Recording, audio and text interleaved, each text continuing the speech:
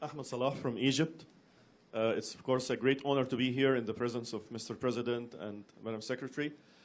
I believe that we owe you a lot because you helped us start our movement back in 2004, 2005, but also there is something that I have to say. It was very hard for us when you let us down at that time. Most of us went to jail. I went to jail and I got almost killed inside, and I really believed I will never come out alive, and I was prepared for my death.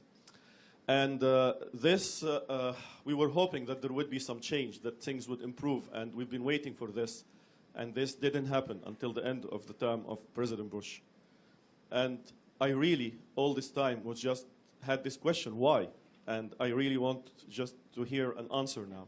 If you could just tell us, why did you let us down after already things were starting to move, after we had so great hopes, and we were on the path that could have liberated Egypt and probably many other countries in the Arab world, even back, in the year 2005, 2006.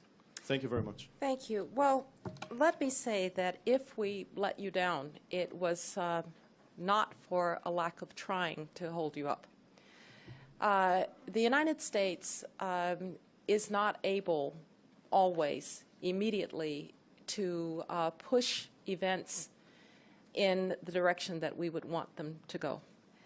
In a place like Iraq, where we overthrew a brutal dictator who was a threat to peace and international security, we had direct means to insist upon and to structure and help the Iraqi people get directly to democracy. In places where there are still regimes in power, as in Egypt, where we dealt with the Mubarak regime on matters like trying to create a democratic Palestinian state, or trying to keep Hamas at bay, or trying to deal with the Iranian nuclear program, we didn't have those direct means.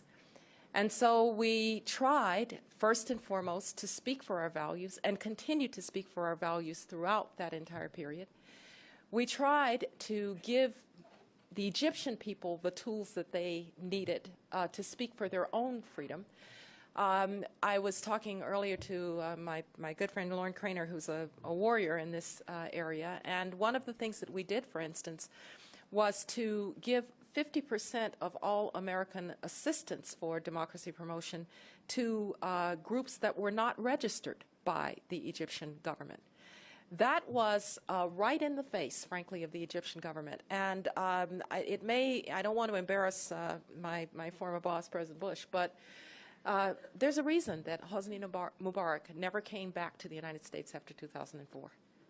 Imagine that. The American president cannot get the Egyptian president to come to the United States. There's a reason. And it didn't have to do with the Israeli-Palestinian conflict. It had to do with how we were dealing with the Egyptian revolution.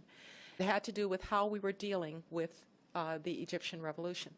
It had to do with how we were dealing with the Egyptian revolution. And so we used the tools that we had. Just to give you one example of how much this is a double-edged sword, though, one of the things that we did was we took the free trade agreement with Egypt off the table in response to the crackdown on democratic forces in Egypt.